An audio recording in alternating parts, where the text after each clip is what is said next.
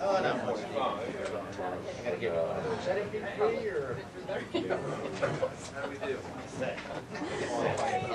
welcome back.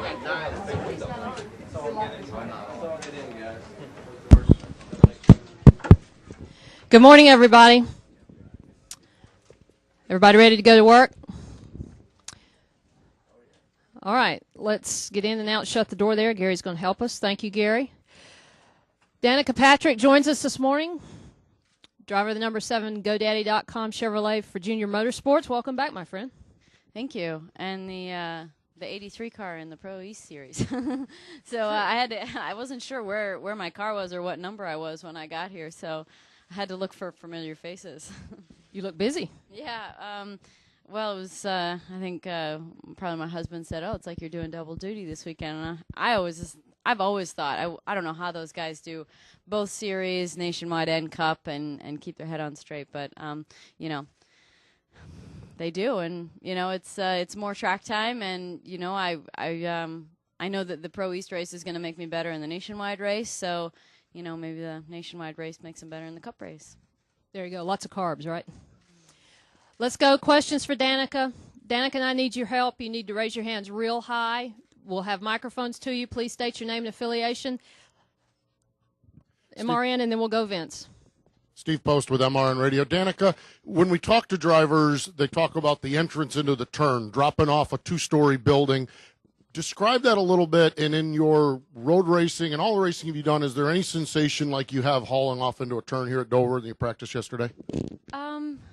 You know, it's I think I was given a pretty good car, and the tires are different in the Pro East Series, so it didn't feel too dramatic yet. I have a feeling if you're struggling with the rear end of the car, that's going to start to feel like a 10-story building. But you know, in road racing and in road course racing, you do get a lot of turns that have compressions and rises and different things like that. So, you know, I've definitely had corners that go up over a rise and drop down into corners and things. So, you know, it's something familiar, but it never has been done. I've never done it in a stock car, and it's a much bigger, higher roll center, rolly thing. So it's a different sensation.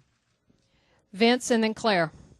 Hi, this is Danica. Is Vince Bonfigli, WNJC Radio. Your first time here at the Monster Mile. How do you like this, and where does this fit on the degree of difficulty that you found in your stock car experience? There was definitely a lot of concern for me coming to Dover for the first time in my first year in a Nationwide car. So, you know, Tony Jr.'s done everything he can to give me information with other drivers in car videos from years past, and also to put me in the Pro East race. So, you know, it's always I think it's always a mild risk when you when you take steps down and, you know, you go out there and put yourself out there. But the point is to get experience this year and to get seat time, and I know it will help me in the Nationwide race, and that's the point. So so we'll just use this as a good practice session, and you know, it was good to get out there yesterday, and like I said, I know it'll help me. So it's a good thing. We'll go Claire and then Randy Kovitz. Claire B. Lang, Sirius NASCAR Radio. That's kind of what I wanted to ask you about, double duty being really hard on these guys, but the fact that you get a chance to come here and just away from the maddening crowds, get in the car and take some time, isn't that just sort of a luxury for you? Yeah, Claire, it was kind of quiet yesterday, actually. There was not that many people here. I don't think the Nationwide trucks had arrived yet. I saw where their paddock was, and I don't think there was anything there yet. So there might have been a tire truck there, but that was about it. So it was nice. It was nice to come here, and it seemed like a relaxed atmosphere. And when I got out of the car at the end, one of the engineers was wiping off the car a little bit, and I said, you know, I was ready to hit the wall on the right side if it happened. And he's like, why? And I'm like, because today's the day, nobody's here. But you know, it was so yes, that was nice to be out there, and I actually felt like I had a little bit of anonymity yesterday with the very few people here. Go ahead, Randy. Randy Kovitz, Kansas City Star. I got two questions, if you don't mind. Forgive me, this is an IndyCar question. but with the change of the schedule and you're not coming to, they've cut Kansas out in favor of a second Cup date. I'm sure you know. Just your thoughts on Kansas not being part of the IndyCar season. Yeah, I've never been shy of expressing my my disappointment in the loss of ovals over the years, and it's what the series started on, and I think it's exciting racing for the fans. And you know, I do hear from a lot of fans that road racing is kind of boring to watch on TV, and you know, I think that's true. It's a lot about pit strategy and qualifying, so.